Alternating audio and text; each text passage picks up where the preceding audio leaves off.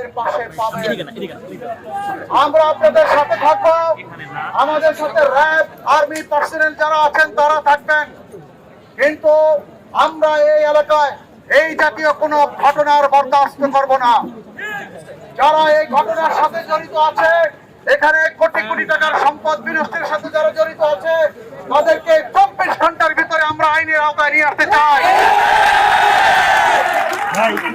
এই ঘটনায় থানায় মামলা হবে।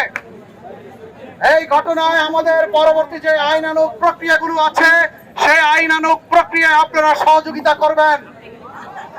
এবং যদি এই ডক্টর মাহবুবুর রহমান মোল্লা কলেজের কোন সম্পদ কেউ যদি এখানে নিয়ে গিয়ে কারো বাসায় লুকিয়ে রাখার সংবাদ থাকে, তাহলে তাৎক্ষণিকভাবে গোপনে আমাদের সংবাদ দিবেন।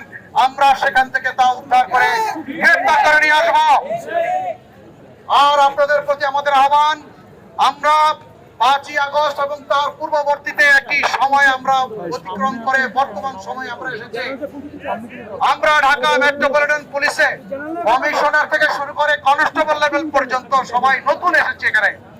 আমরা ছিলাম গ্রামে গঞ্জে পড়েছিলাম।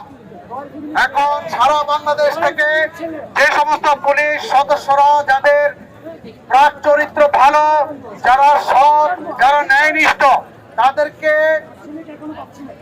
হ্যাকিং এর মাধ্যমে গোপন তথ্যের ভিত্তিতে ঢাকা মেট্রোপলিটন পুলিশে পদায়ন করা হচ্ছে।